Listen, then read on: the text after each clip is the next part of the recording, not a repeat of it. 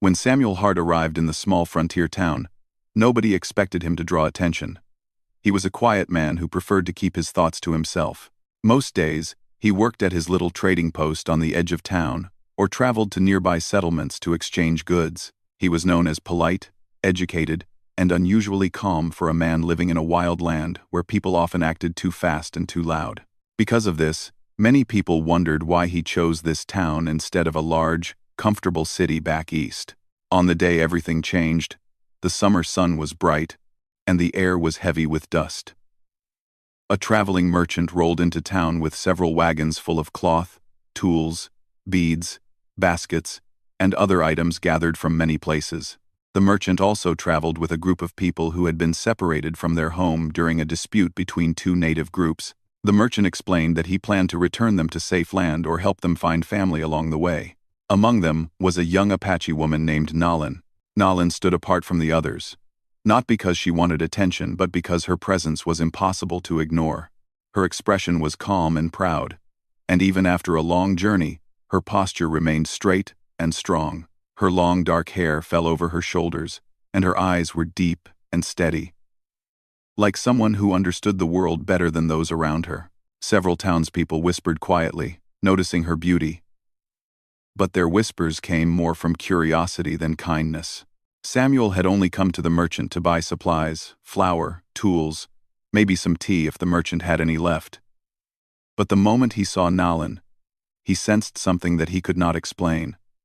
It was not romance, and it was not simple curiosity. It was more like he recognized a person who deserved respect and safety in a place where she would likely receive neither.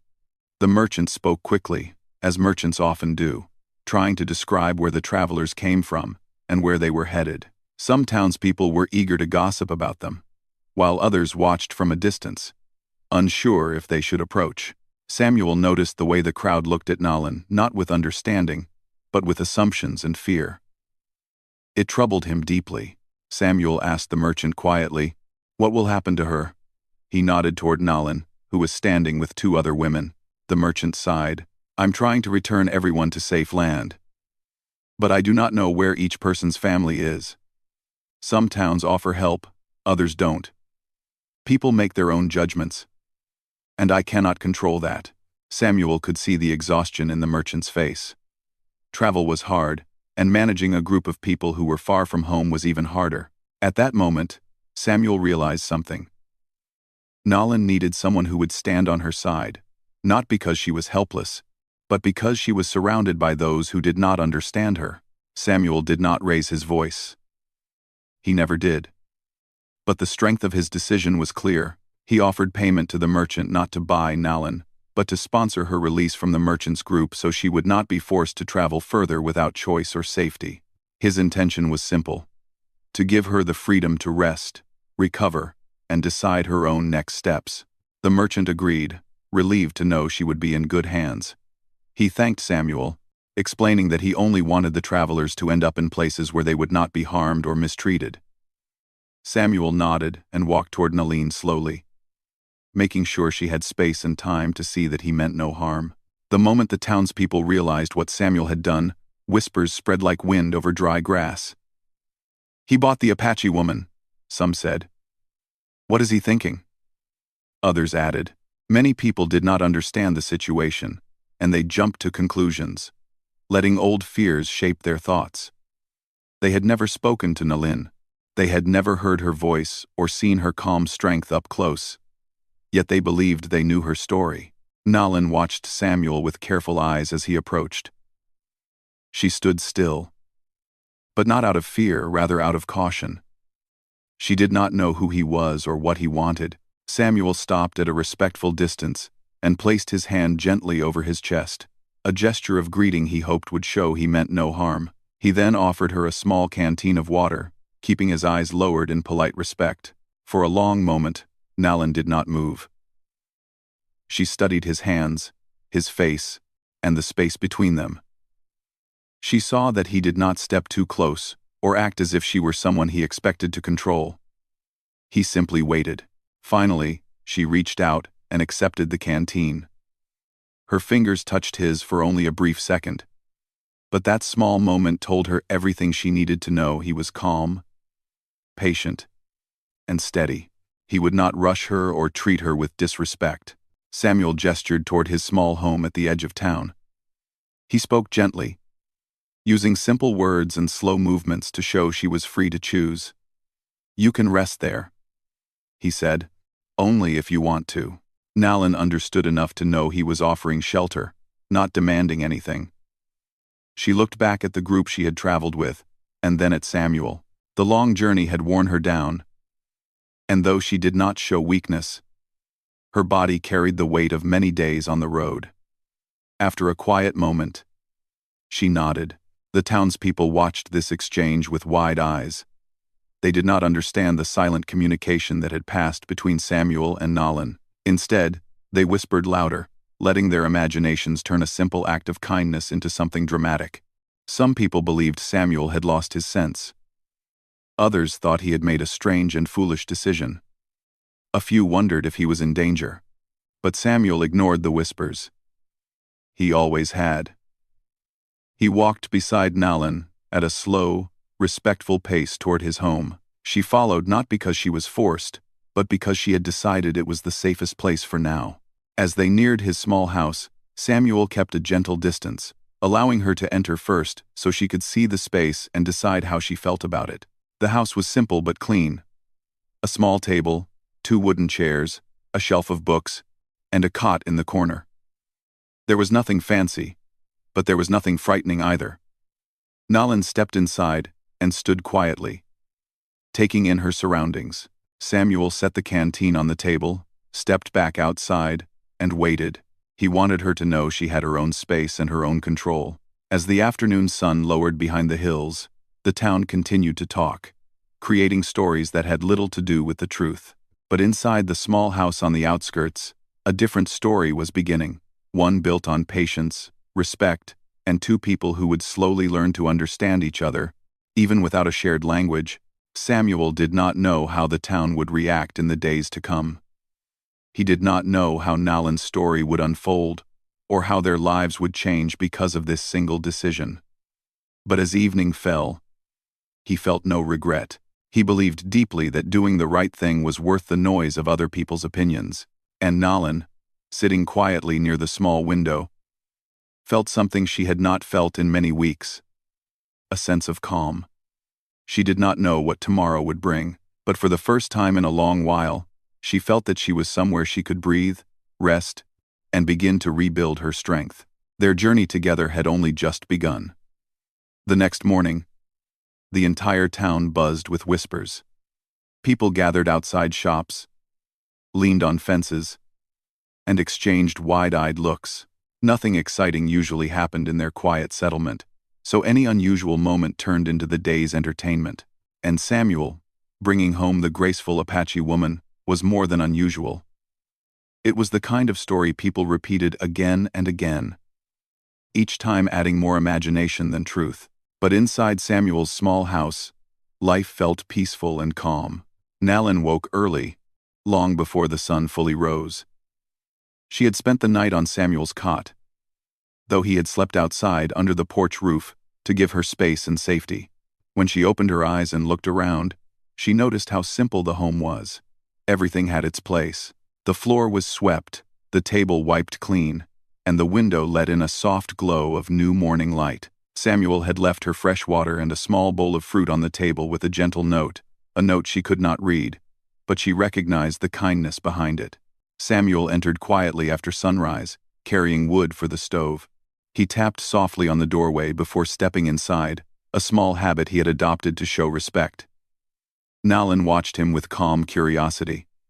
She did not speak, but her eyes followed his movements with interest. He set the wood near the stove and gave her a warm smile. "Good morning," he said gently, even though he knew she might not understand. Then he pointed at the stove, the kettle, and the cup, trying to show her that he planned to make tea. His gestures were slow and clear.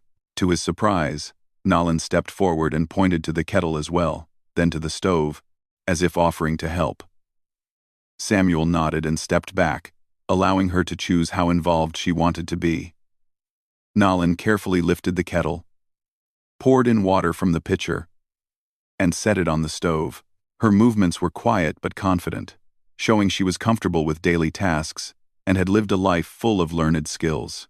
Samuel watched with admiration, not because she was doing something extraordinary, but because she carried herself with so much grace.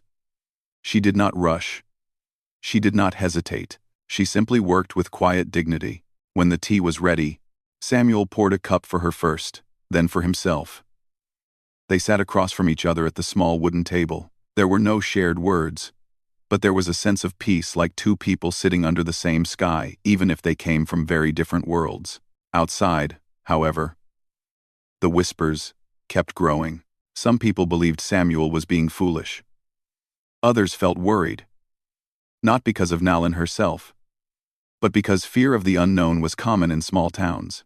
A few people, though, felt curious in a friendly way. They wondered what kind of person Nalin was and why Samuel felt so strongly about helping her. But even these kinder voices stayed quiet, unsure how others would react.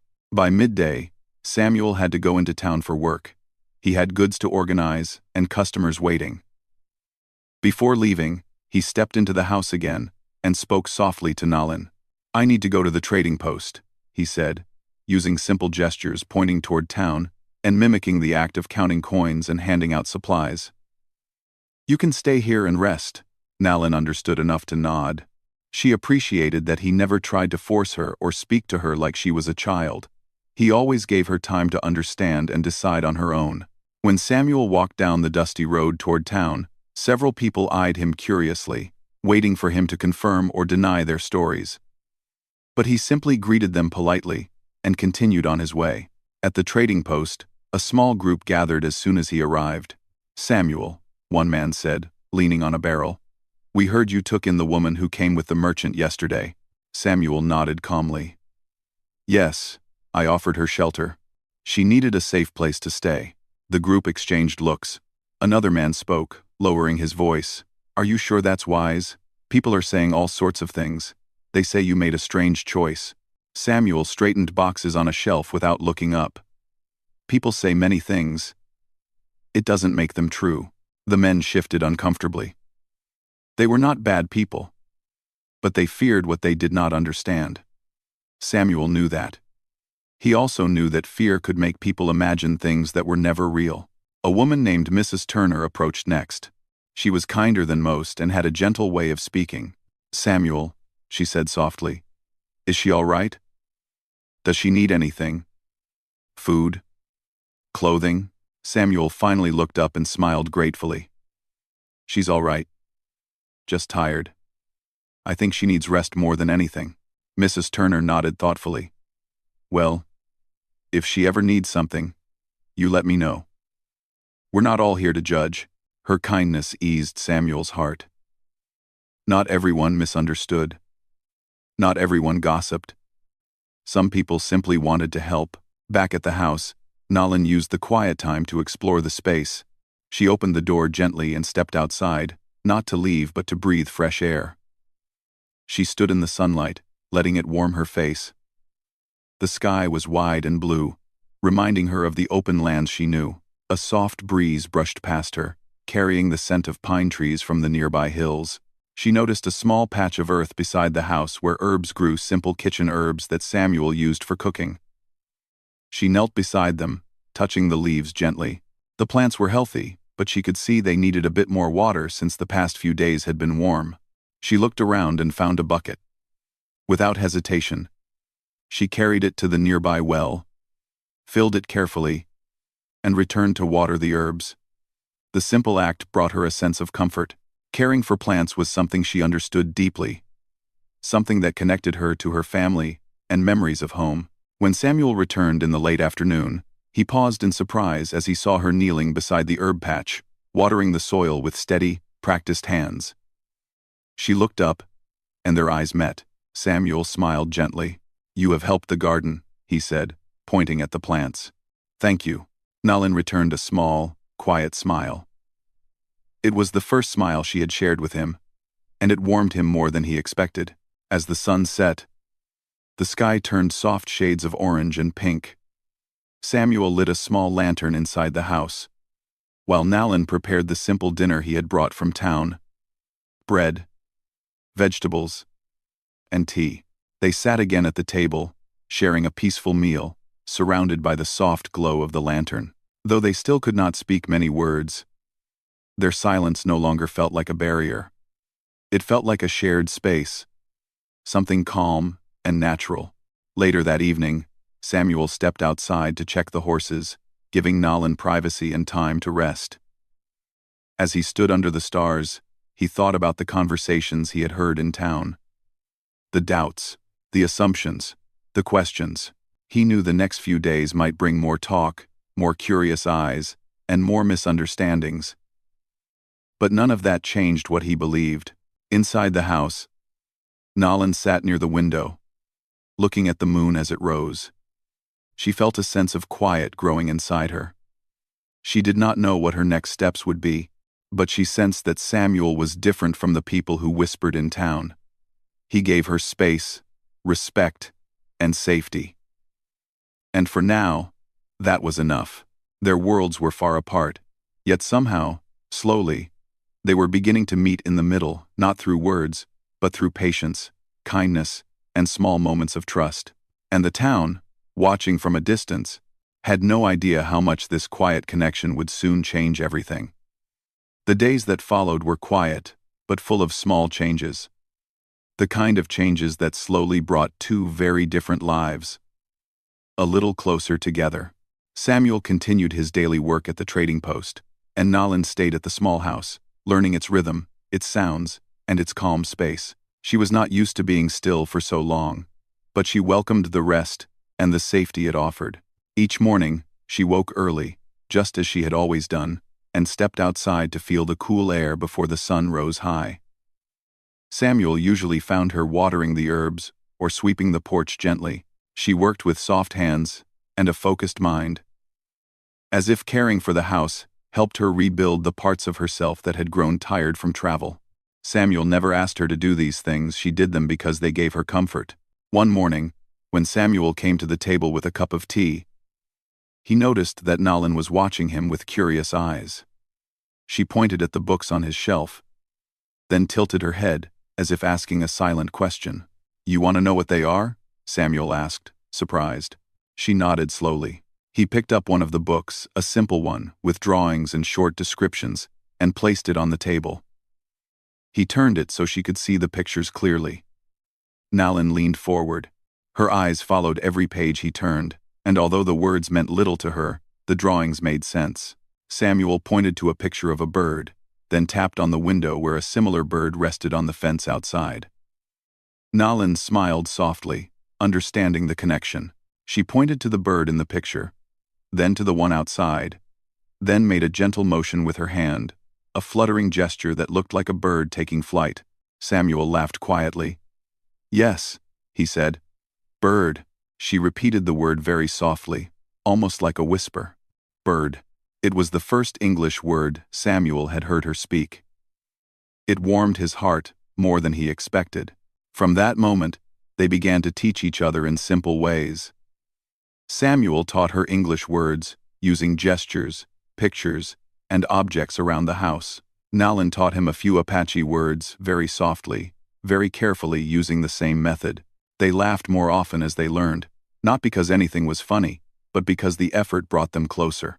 Meanwhile, the town continued to watch from a distance. Some people stood across the road, pretending to sweep their porches while secretly glancing at Samuel's house. Others whispered when he walked by, asking each other whether Nalin would stay or leave, imagining stories that had little to do with the truth. A few kind women asked Samuel if she needed clothing or blankets. He always thanked them politely and said he would let them know. The gossip, however, never fully stopped. One afternoon, a group of men gathered near the trading post. They did not speak harshly, but their expressions were confused. They simply did not understand what Samuel was doing. "Why is he trying so hard?" one man asked. "They don't even speak the same language." Another man shrugged. "Maybe he just has a kind heart." A third man, older and wiser, tapped his cane and said, "Sometimes understanding comes from patience, not words." Samuel did not hear their conversation, but his actions proved the older man right. A week later, Samuel made a thoughtful decision. He heard that a missionary linguist named Reverend Clark was visiting the nearby settlement. Reverend Clark had spent many years studying different native languages and had learned how to communicate respectfully with various tribes. Samuel believed the Reverend might help him understand Nalin better, not to control her life, but to give her clearer choices. That morning, he prepared the wagon and gestured to Nalin that they would take a short trip. She watched him carefully, trying to understand if the journey was safe. Samuel pointed to the direction of the settlement, then held his hand over his heart, a sign of reassurance. After a moment of quiet thought, she nodded and stepped into the wagon. The ride was peaceful. The wind brushed past them gently, carrying the smell of pine and warm earth. Nalin sat upright, watching the open land with thoughtful eyes. Samuel drove slowly, wanting her to feel at ease. When they arrived, they found Reverend Clark sitting outside the small church building. He was an older man with kind eyes and a calm voice. The moment he saw Nalin, he stood respectfully and bowed his head slightly, showing he understood the importance of her presence. Samuel explained the situation in simple words. "I want her to feel safe. I want her to choose what she wants, and I want to understand her better." Reverend Clark nodded. "You are doing something good," he said quietly. "Let us see what we can learn." Nalin watched them carefully, sensing the gentle tone of the conversation. When the Reverend spoke to her in a few Apache phrases, ones he knew from previous interactions, her eyes widened slightly in surprise. She understood him. Not fully, but enough. He spoke slowly, using respectful phrases, asking her if she felt safe, if she needed anything, and if she wished to stay with Samuel for now. Nalin answered in her language. And although her words were longer and more detailed than what the Reverend fully understood, he caught the meaning. She was safe. She was comfortable. She was resting. She was learning. And for now, she wished to stay. When Reverend Clark translated her answer, Samuel felt a wave of relief he didn't expect. It meant more to him than he had realized. They spent the afternoon discussing ways Samuel could continue communicating with her. Reverend Clark taught him a few basic Apache words. He wrote down simple phrases with rough translations. And he reminded Samuel that the most important language was kindness, something both of them already understood. Before they left, the Reverend spoke privately to Samuel. "She is strong," he said. "She carries wisdom. Listen to her silence. It speaks loudly." Samuel nodded sincerely. On the ride back home, the sun began to lower behind the hills, painting the sky with warm colors. Nalin glanced at Samuel occasionally, as if studying him with a new understanding. He had not taken her somewhere confusing or unsafe. He had taken her somewhere that allowed her to express herself in her own words, not his. The trust between them grew deeper that day. When they reached the house, Nalin stepped down from the wagon and touched the doorframe gently, a quiet sign that she felt comfortable enough to enter without hesitation. Samuel smiled as he followed her inside. That evening, they shared dinner and practiced a few new words Reverend Clark had taught them. They laughed when Samuel mispronounced one of the Apache words, and Nalin gently corrected him. When Nalin tried an English sentence that sounded slightly unusual, Samuel repeated it correctly and encouraged her with a warm smile. Outside, the town grew quieter as night settled in, but inside the small house, something meaningful was unfolding, a growing friendship shaped by patience, understanding, and small moments of courage. Every day, they broke the invisible barrier between their worlds a little more, and though the town didn't know it yet, the bond forming between Samuel and Nalin would soon become stronger than any whisper, any misunderstanding, or any doubt. The months passed quietly, and the bond between Samuel and Nalin grew in small, steady steps. It did not grow through dramatic moments or sudden changes, but through simple days filled with learning, helping, and understanding each other. Every morning, Samuel greeted Nalin with the same warm smile. Every evening, they shared a meal and practiced a few new words together. Little by little, their silence became comfortable, almost peaceful. But the town did not stay silent. Whispers followed Samuel wherever he went. Some people watched him with curious eyes. Others looked confused, not sure what to make of his choices. A few kind voices spoke gently to him, asking about Nolan's well-being, offering blankets, fabric, or small things she might like. These thoughtful gestures made Samuel hopeful that not everyone judged them. Still, there were many who did not understand. One cool afternoon, as Samuel arranged goods in his trading post, a small group of townspeople approached him. They did not come with angry expressions, only uncertainty. They stood near the counter as if they had gathered courage for several minutes before speaking. A tall man named Mr. Collins finally said, "Samuel, folks have been wondering. Is she staying with you for good?" Samuel looked up calmly. "She is staying because she wants to. I am simply giving her a safe place." Mr. Collins shifted uncomfortably. "But it's unusual. People talk." Samuel's voice stayed kind. "People talk when they don't understand. That's all." Behind the group, an older woman cleared her throat gently. She wasn't against Samuel or Nolan. She simply worried for them. "Samuel, dear," she said softly. "This town is small. People notice everything. Be patient with them. They will learn in time." Samuel nodded politely. "Thank you. I hope they will." Even though the conversation had been calm, the concern in people's eyes made Samuel think deeply. He never wanted Nolan to feel like she was causing trouble or discomfort. He wanted her to live freely, without whispers following her steps. That evening, he returned home thoughtful and quiet. Nalin noticed immediately. She watched him from across the room, waiting patiently. She had learned to read the emotions on his face, even when he did not speak. When he sat down at the table, she placed a cup of tea in front of him, her expression gentle but curious. Samuel smiled a little. "Thank you," he said softly. She sat across from him, her eyes asking a silent question. After a long pause, Samuel began to speak slowly, choosing simple words that she would understand. He pointed toward the town, then placed his hand over his heart to show sincerity. "People talk," he said quietly. "They do not understand. But I want you to feel safe here. Always." Nalin listened carefully. She didn't need to know every word. She understood the meaning behind his tone.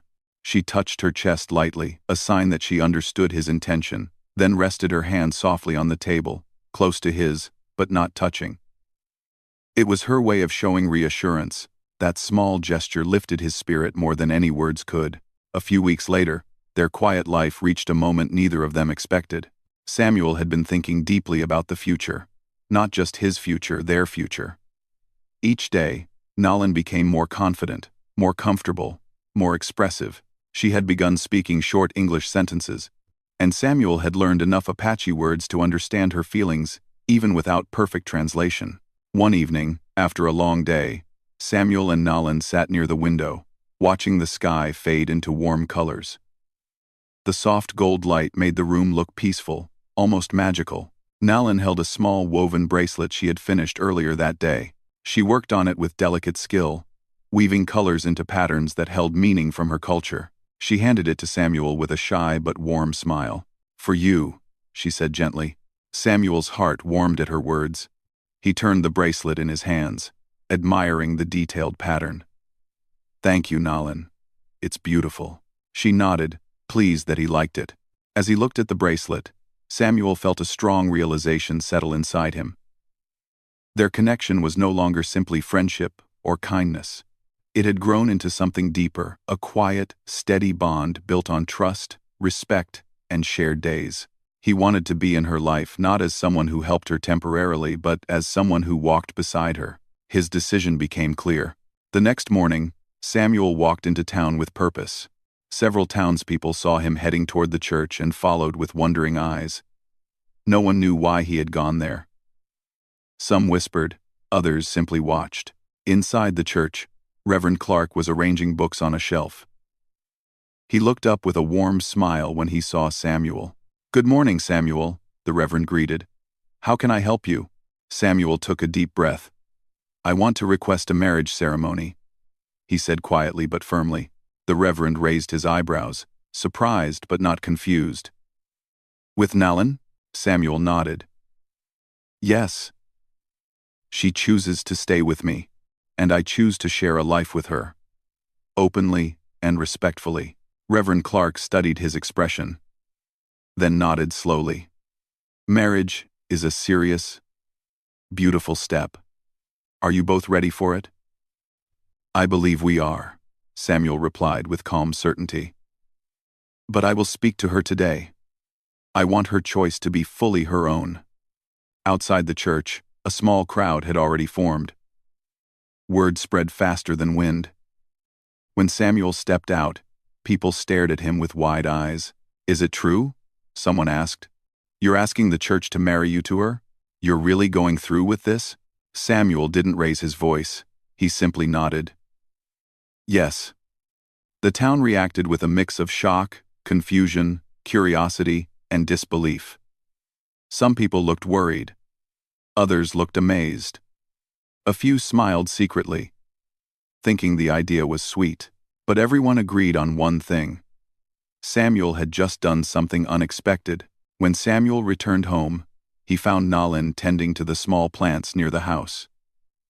She looked peaceful in the afternoon sun, her hair gently lifted by the breeze. He approached her slowly. Nalin, he said softly. She turned, smiling slightly, sensing something important in his tone. Samuel placed his hand gently over his heart, then pointed to her, then to himself. He took a deep breath and held out both hands, not touching her, but offering a symbolic gesture. I want to ask you, he said slowly, if you would choose to stay with me.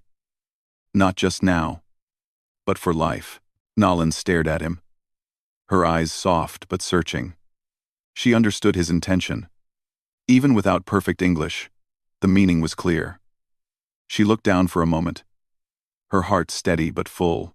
Then she raised her eyes again and gave a small, sure nod. Yes, she murmured gently. I stay. It was not loud, it was not dramatic, but it was full of truth. Samuel felt a swell of emotion, almost too big to express. He bowed his head slightly in gratitude. Thank you, he whispered. Now the decision was mutual. The next few days were filled with quiet preparation. Reverend Clark visited them to explain the ceremony and to ensure Nalin understood its meaning. He spoke with patience, using simple words and warm gestures. Nalin listened closely and agreed that this was what she wanted. On the day of the ceremony, the church was small and bright. Only a few people attended, the ones who wished them well. Others stood outside, peeking through the windows with curiosity. Nalin walked in wearing a simple dress Mrs. Turner had sewn for her. The fabric was plain, but Nalin carried it with grace that made it look elegant. Samuel stood at the front, waiting for her with a gentle smile that held both nervousness and joy. When they stood side by side, Reverend Clark spoke softly about trust, partnership, and shared life. Samuel and Nalin exchanged simple words, promises spoken from the heart rather than from tradition alone. When the ceremony ended, the small group inside the church cheered quietly, their smiles warm and genuine. Outside, the whispers were louder, but this time, they were mixed with amazement, surprise, and even admiration. He married her openly. He didn't hide it. He must really care for her. She must trust him deeply. For the first time, the town began to see their bond not as something strange, but as something brave. And Samuel and Nalin, standing in the warm sunlight outside the church, felt the beginning of a new chapter, one built not on whispers, but on the promise they had chosen together. The days after Samuel and Nalin's wedding felt calm, almost like the soft air that settles after a long storm. Their life did not suddenly change in dramatic ways.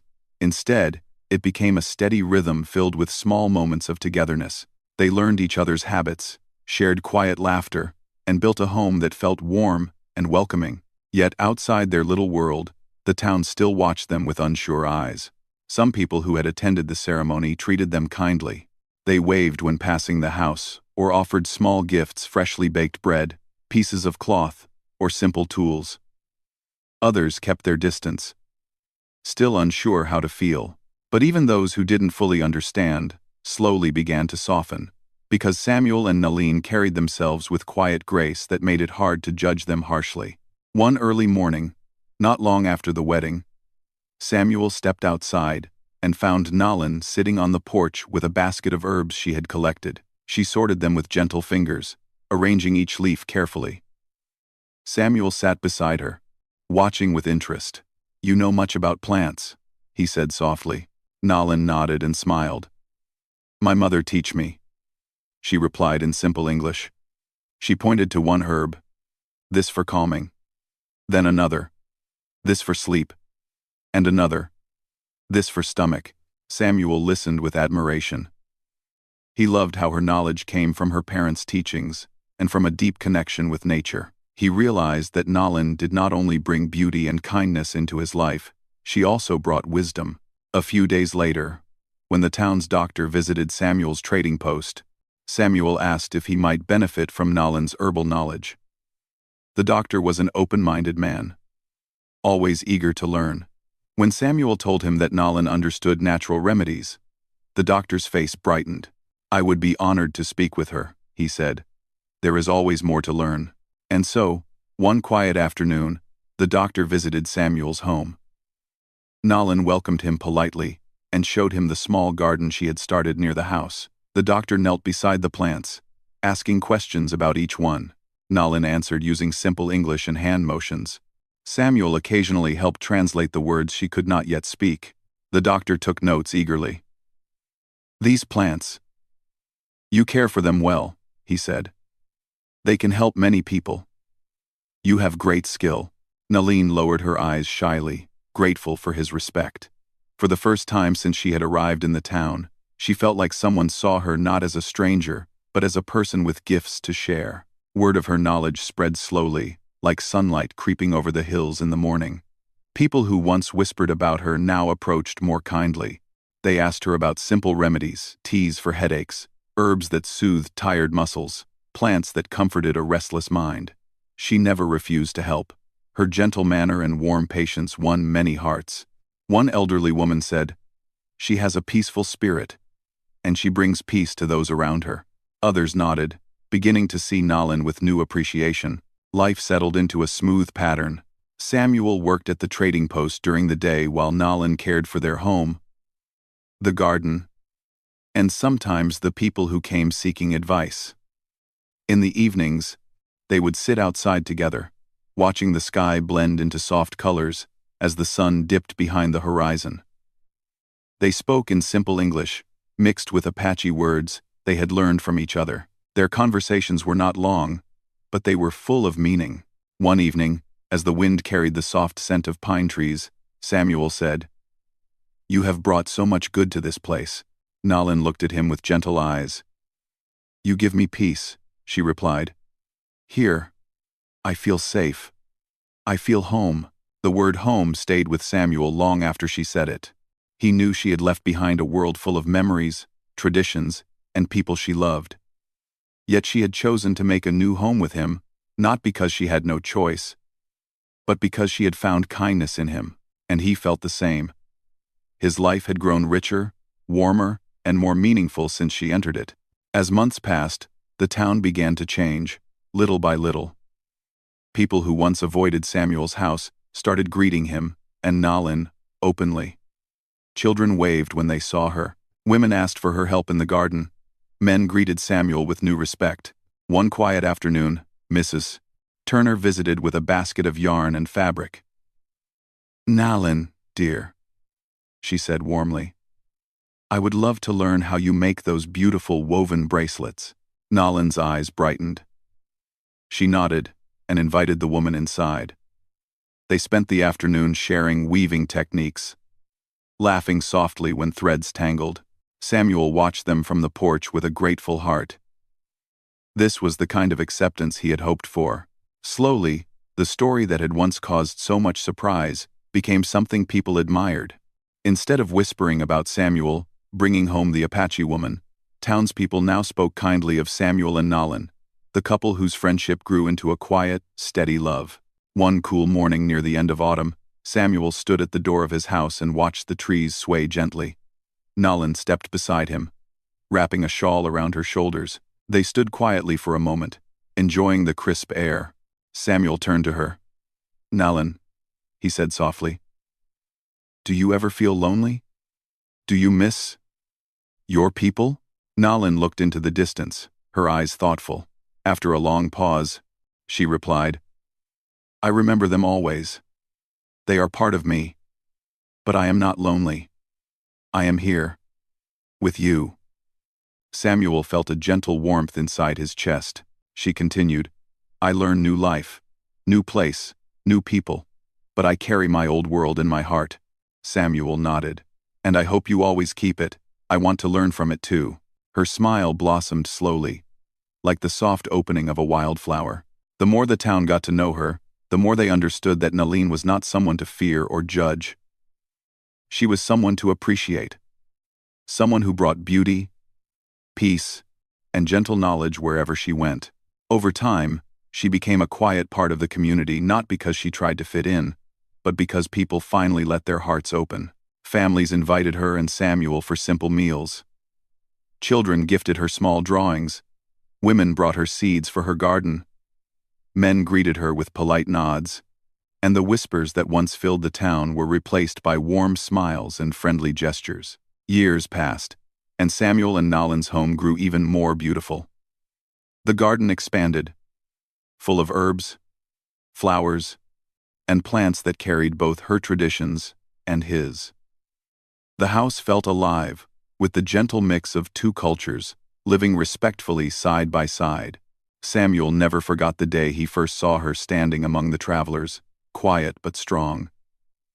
He never forgot the whispers, the doubt, and the worry, but most of all, he never forgot the bravery Nalin showed in building a new life in a place so different from her own, and the town never forgot them either. Their story became one that people told not through gossip, but through admiration, a story about patience, understanding, and the courage to choose love over fear. Children who grew up hearing their story said, "They changed our town." Older folks said, "They taught us to see with better eyes." And travelers who stopped in the town eventually learned about the couple who bridged two worlds with kindness. Samuel and Nalin lived their lives quietly, lovingly, without grand speeches or loud declarations. They didn't need them. Their daily actions, gentle words, shared meals, open hearts were enough to show what true partnership looked like. And when people remembered them years later, they did not speak of shock or surprise.